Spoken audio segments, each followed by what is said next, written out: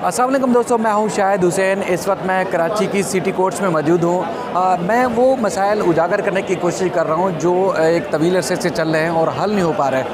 तो कराची की city courts में क्या मसाइल हैं, मुख्तलिफ चैनल्स पर हमने भी पैकेजेस बनाए, रिपोर्ट्स बनाई और इन मसाइल को उजागर करने की कोशिश की। लेकिन एक बार फिर मैं कोशिश कर रहा हूँ कि ये जो बुनियादी मसाइल हैं यहाँ पर, चूँकि रोज़ाना की बुनियाद पर कराची के शहरी अपनी बीवी बच्चों के साथ जो जिनको मुख्तलिफ नौइयत के केसेस का सामना है, उनको अदालतों का सामना करना पड़ता है, अदालतों में पेश होने के लिए आते हैं। लेकिन यहाँ पर मसाइलों के अंबार हैं, यानी कि पार्किंग से लेकर अदालत तक और अदालत से लेकर घर जाने तक उनको कोई भी ऐसी कोई सहूलत नहीं है जिससे हम कह सकते हैं कि वो एक महज़ब और एक मुनज़्ज़म तरीके से अदालतों में पेश होते हैं। उनको किसी किस्म की जो है मुश्किलात का सामना नहीं करना पड़ता।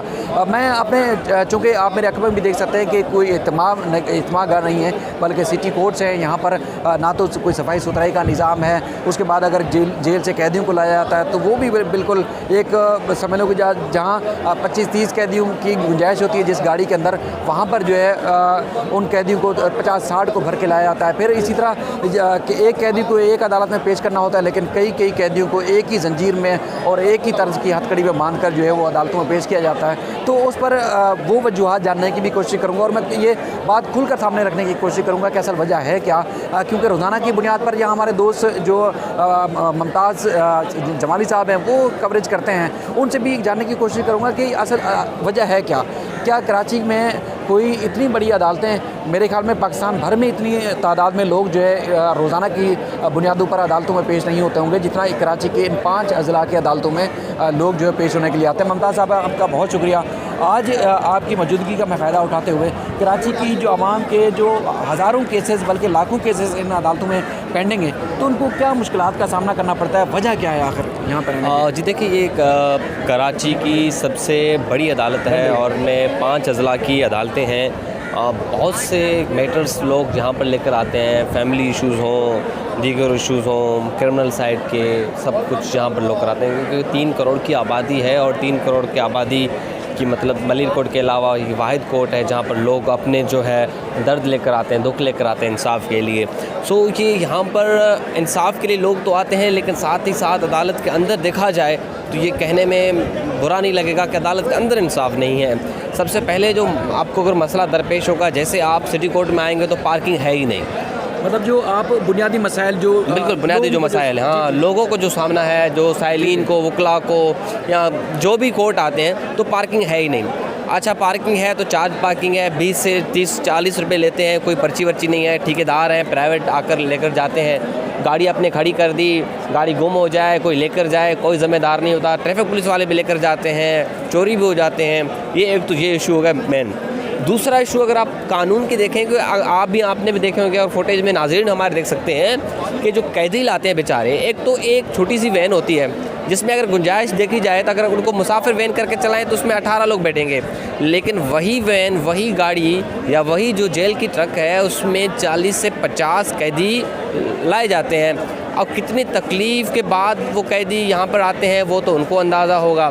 दूसरा ये कि बड़ी अदालत है, लोग ज़्यादा आते हैं, सैकड़ों की तादाद में, हज़ारों की तादाद में रोज़ाने की बुनियाद पे केसेस चलते हैं। अब तो सारिफ अदालत भी यहाँ पर है, सक्सेशन सर्टिफिकेट हो गए, बर्थ सर्टिफिकेट का मसला हो गया, नाजरा के कार्ड के मसले हो गए, प्रॉपर्टी, खुला तलाक, तमाम मसाइल जो है लोग लेकर यहाँ आते हैं। लेकिन यहाँ पर जो इंतज़ामिया की जानिब से कहा जाए या वैसे ही कहा जाए कि निज़ाम वो नहीं है जिससे हम साइलिन को जो है या उनकी मुश्किलात को हम बेहतर बना सकें। जैसे आपने बात की कैदियों की, तो बिल्कुल ये एक सिपाही होता है, उसके साथ 6 से 12 कैदी होते हैं, एक ही रस्सी होती है, एक ही चैन है, वो आगे जाता है जैसे भेड़ बकरियों की तरह, बाकी कैदी पीछे जाते हैं। अच्छा, मज़े की बात यह है कि उन कैदियों में जो कबूतर चोरी वाला भी उसी में है, तो बम लगाने वाला भी उसी में है। मतलब 100 का चोरी करने वाला भी उसमें, 1 करोड़ का चोरी करने वाला, मतलब से सबसे कम जो माइनर ऑफेंस होते हैं वो भी कैदी उसी रस्सी में है, उसी चैन में है, उसी हथकड़ी में है, और जो करोड़ों लाखों अरबों की चोरी करता है वो भी इसी रस्सी में है। तो ये मुमताज़ साहब, ये वजह क्या है? क्योंकि अक्सर हम देखते हैं कि एक कैदी की पेशी किसी एक कोर्ट में, जो बाकी उसकी चैन में जो बंधे हुए 10-12 कैदी, उनको वो भी बेचारे उसी रस्सी के साथ लेके जाते हैं। तो ये वजह क्या है? क्योंकि इस तरह गुंजाइश से ज़्यादा कैदियों को भर के लाया जाता है और फिर एक ही चैन में, एक ही रस्सी में बांध कर जो है सबको एक ही जगह पे एक दूसरे के पीछे घुमाया जाता है, उसकी क्या वजह है, क्यों इस तरह करती है पुलिस? शायद भाई मुझे 4 साल हो गए, मैं यहाँ पर लोअर कोर्ट की रिपोर्टिंग करता हूँ। जब हम उनसे बात करते हैं कैदियों से, तो उनका हमेशा यही इल्ज़ाम होता है, या उनके हम लवाहिकीन से बात करते हैं या उनके वकला से बात करते हैं, तो हमेशा एक ही इल्ज़ाम होता है कि पैसे।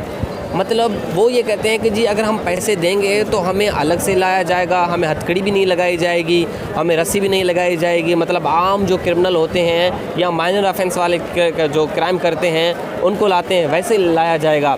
एक मरतबा नहीं, बहुत सी मरतबा मुख्तलिफ चैनल ने रिपोर्ट भी किया, मुख्तलिफ वकला ने मतलब आगे लेटर्स भी लिखे, खुद भी लिखे, एप्लीकेशन भी दी। खुद जो कैदी हैं बेचारे, उन्होंने भी लेटर लिखे कि जी हमसे जो सिपाही होते हैं या उनसे तो ऊपर वाले होते हैं, वो हमसे पैसे मांगते हैं, अगर पैसे नहीं देते तो एक तो हथकड़ी बड़ी तेज़ बांधी जाती है, और एक की जगह 10-10 लोगों को भी यहाँ पर हमें लाया जाता है अगर पैसे नहीं देते तो बहरहाल ये मुमताज़ साहब बड़े बुनियादी मसाइल हैं, हम तो जिस तरह देख रहे हैं। अब यहाँ पर एक सिक्योरिटी की सूरत हाल भी इंतहाई ख़तरनाक है, क्योंकि आए रोज़ हम देखते हैं थ्रेट अलर्ट्स जारी होते हैं, उसके बाद फिर देखते हैं कि सबकी दौड़ें लग चुकी होती हैं। तो क्या सिक्योरिटी के कितने इंट्रेंस गेट कितने हैं, और उसके बाद कितने जो है वो पुलिस एहलकार यहाँ पर सिक्योरिटी पर मामूर होते हैं? तो क्या जो कैदी हैं उनकी मोबाइल फ़ोन या उनको मिलने जुलने की आज़ादी है, किस तरह की यहाँ सूरत हाल है? दूसरी जी देखिए, अभी कुछ दिन पहले नेक्टा की जानिब से काफ़ी सरकारी इमारतों को हसास करार दिया गया था अपना सिक्योरिटी के हवाले से। अगर देखा जाए तो सिटी कोर्ट भी हसास है, और यहाँ पर तो हज़ारों की तादाद में लोग आते हैं। 4 मरकज़ी दरवाज़े हैं यहाँ पे, एक दरवाज़ा मखसूस है सिर्फ जजेस साहिबान के लिए, बाकी जो 3 हैं साइलिन वकला उसमें आते हैं। चारों में बदकिस्मती से वॉक थ्रू गेट नहीं है, गेट हैं तो कोने में पड़े हैं, नाकारा बने हुए हैं। वो जो सिपाही जो वहाँ पर चेक करते हैं, एक को चेक करते हैं, 10 को छोड़ते हैं, रैंडमली चेक करते हैं। जब मतलब जिस पर उनको शक होता है या देखता है कि वो उनका हुलिया बिगड़ा हो, उनको हाथ लगाएंगे। किसी वकील को भी नहीं टच करते, ना ही अगर किसी को पैंट शर्ट पहनी हुई है, अच्छे लिबास में आता है, उनको टच। रैंडम लेकर एक को चेक किया तो 10 को नहीं किया। यही यहाँ के अदालत के अंदर बहुत से ऐसे केसेस रिपोर्ट हुए कि कभी मुद्दई ने मुलज़िम को गोली मार दी, कभी मुलज़िम ने मुद्दई को गोली मार दी, कभी यहाँ पर माल खाने में बम फटा था, आपके सामने है।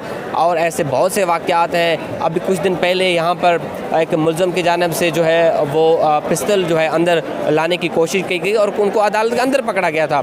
मतलब वो गेट से तो क्रॉस करके आया, किसी की आंख लग गई कि भाई इसके पास जो पिस्तल है। और ख़ुद वकला भी 1-2 ऐसे रिपोर्ट हुए कराची बार में, वो उनकी बाकायदा एप्लीकेशन पड़ी है कि वो असलहे के साथ अंदर आते हैं। अब असलहे के साथ कैसे अंदर आते हैं ये तो उन सिक्योरिटी एहलकारों की ज़िम्मेदारी है, क्योंकि जब गेट है ही नहीं, स्क्रीनिंग होती नहीं, उन बेचारों को पता ही नहीं। अब वो 3-3 बंदे हज़ारों की तादाद में चेक भी नहीं करते ना, तो इसलिए ये एक सिक्योरिटी का बड़ा मसला है यहाँ पर। मुमताज़ साहब, हम कोशिश करते हैं कि यहाँ पर इंतज़ामिया में से किसी से, जो कराची बार की इंतज़ामिया उनमें से किसी से अगर हमारी बात हो जाए तो ये हम वाज़े करने की कोशिश करेंगे कि आखिर मसाइल को हल किया कैसे जाएगा। इस तरह चूँकि रोज़ाना की तादाद में लोग आते हैं तो हम कोशिश करते हैं ताकि उनसे उनका मौक़िफ़ भी सामने आ सके, क्योंकि कराची बार की जानिब से भी और पुलिस की जानिब से भी, इसके अलावा जो सूबाई हुकूमत है उसकी जानिब से भी ना सिर्फ सिक्योरिटी के इंतज़ाम बेहतर करने की कोशिश के दावे किए जाते हैं, बल्कि जो बुनियादी मसाइल हैं कैदियों के, चाहे उनके अहले खाना के हों, वो भी हल करने के दावे किए जाते हैं। तो आखिर ये अब तक मसाइल हैं क्यों?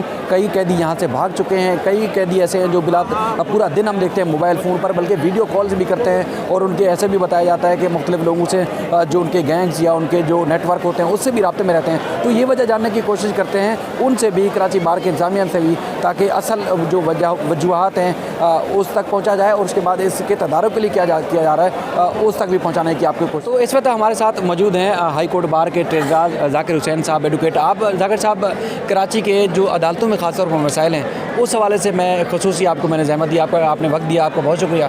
सर, हम बुनियादी मसाइल डिस्कस कर रहे हैं कि कैदी को अगर पेशी पर लाना है तो जेल से लेकर अदालत तक, और अदालत से लेकर उनका इल्ज़ाम है कि जेल तक उनको रिश्वत देनी पड़ती है। यहाँ पर सिक्योरिटी के नाक़िस इंतज़ाम हम देखते हैं, और मुख्तलिफ़ इदारों की जानिब से हाई अलर्ट भी जारी किए जाते हैं। तो बहैसियत एडवोकेट, बहैसियत हाई कोर्ट बार के अहदेदार, आप इन मसाइल को देखते किस नज़र से हैं और इनका हल किस तरह मुमकिन हो सकता है? First of all thank you कि आप आए और इन मसलों को कोशिश की है कि हाईलाइट किया जाए। इशू ये है कि बार तो अपना किरदार अदा करती है, हर हवाले से बार कोशिश करती है कि रिफॉर्म्स लाएं, कैदियों के मसलों के और लिटिगेंट्स के जो सिविल लिटिगेशंस में इन्वॉल्व हैं उन लोगों के सबके लिए काम करे। बार तो काम कर रही है, बट ये साहिल की भी कोशिश होनी चाहिए कि वो ख़ुद भी पहल करे। अगर साहिल ख़ुद रिश्वत दे रहा है पुलिस को और अपना मसला ख़ुद हल कर रहा है तो उसमें बार कितना इन्वॉल्व हो, क्योंकि साहिल जब तक बार तक पहुंचेगा नहीं तब तक बार उससे अवेयर होगी नहीं। अगर कोई कंप्लेंट नहीं की जाएगी तो बार एक्शन नहीं लेगी। बाकी बार अपनी तरफ से बार के जितने भी इलेक्टेड मेंबरान हैं, जितने भी हर साल जो काबीना आती है, वो हत्तुल इम्कान कोशिश करते हैं कि ज़्यादा से ज़्यादा सहूलियात मुयस्सर की जाए कैदियों को आने में, कैदियों को जाने में। कैदियों के खुराक का मसला है, कैदियों के सिक्योरिटी का मसला है, सब चीज़ों के लिए बार विजिलेंट है। बट इसमें हमें जो दरपेश मसाइल आ रहे हैं वो ख़ुद कैदी हैं। वो कैदी अपने लिए मसले ख़ुद पैदा करते हैं। इतने इलीगल या अनवारंटेड एक्टिविटीज़ में यहाँ आके पुलिस के साथ इन्वॉल्व हो जाते हैं। पैसे लेना या पैसे देना इट्स इलीगल ग्रेटिफिकेशन के थ्रू काम करवा रहे हैं ख़ुद, तो फिर हम उनको कहाँ तक ढूंढें। हमारी कोशिश यही है कि हम जहाँ तक हो सकता है हम उनके लिए काम कर रहे हैं और इनको सहूलियात मुयस्सर कर रहे हैं। हमने सख्त से सख्त हिदायत जारी की हुई है कि किसी को कोई पैसा देने की ज़रूरत नहीं है, किसी के साथ किसी किस्म की लेन देन करने की ज़रूरत नहीं है। जो भी आपको मसला है प्रिजाइडिंग ओवर के साथ शेयर करें या बार के किसी मेंबर के साथ शेयर करें। हमारी एक कंप्लेंट्स कमेटी बनी हुई है, आप उसमें डाक के थ्रू, अपने प्रिजाइडिंग ऑफिसर्स के थ्रू या किसी अपने रिलेटिव के थ्रू कंप्लेंट भेज सकते हैं और उसके ऊपर बार एसोसिएशन जो है वो सख्त से सख्त इक़दामात उठाती है। अगर किसी को बार ने फाइंड आउट किया है कि ये किसी इलीगल एक्टिविटी में इन्वॉल्व है, कोई पुलिस वाला या कोई कोर्ट का स्टाफ, तो उसके ऊपर भी बार एक्शन लेती है। अगर हम इस तरह कहें कि कैदी खुद अपना रिफॉर्म चाहेंगे तो रिफॉर्म होगा, अदरवाइज़ ये इसी तरह सिस्टम चलता रहेगा। सर, सिक्योरिटी के बेशतर मसाइल देखते हैं, थ्रेट अलर्ट जारी किए जाते हैं आपके सामने, रोज़ खदशा ज़ाहिर किया जाता है कि कहीं ना कहीं धमाका हो सकता है, हमला हो सकता है। लेकिन वॉक थ्रू गेट ख़राब पड़े हुए हैं, 4 दरवाजे हैं और वहाँ पर पुलिस या तो है नहीं, अगर है तो वो सही मानों में चेक नहीं करती। देखें, एक तो इशू ये है कि बार के चंद मेंबरान, सारी जिम्मेदारियाँ ज़्यादा, मेंबरान कम, बजट कम। गवर्नमेंट ऑफ सिंध इसमें स्ट्रिक्ट एक्शन ले और इसके ऊपर सीरियस इशू है, इसके ऊपर सीरियस नोटिस ले कि जितने भी कैदी यहाँ आते हैं उनके सिक्योरिटी के मसले या और लिटिगेंट्स जितने भी हैं उनके सिक्योरिटी के मसले अगर सिंध गवर्नमेंट चाहे तो वो हल हो सकते हैं, क्यों नहीं हल हो सकते। मगर एक बार अपनी तरफ से कितना करे, क्योंकि बार के ऊपर और भी बर्डन होते हैं, और भी इश्यूज़ होते हैं, बार के लिए और भी ज़्यादा काम होते हैं, वो बार एसोसिएशन सर अंजाम दे रही है। बट इसमें यह है कि हम, मेरी एक रिक्वेस्ट है, मुअद्दबाना गुजारिश है गवर्नमेंट ऑफ सिंध से कि वो जो है वो necessary steps with the necessary suggestions of the bar councils और बार एसोसिएशंस, उनके साथ मिलकर एक कोई लाहे अमल तय करे तो इस सिक्योरिटी को अच्छे से अच्छा बनाया जा सकता है। आपका एडवोकेट साहब, आपका बहुत शुक्रिया, आपने अपना कीमती वक्त दिया।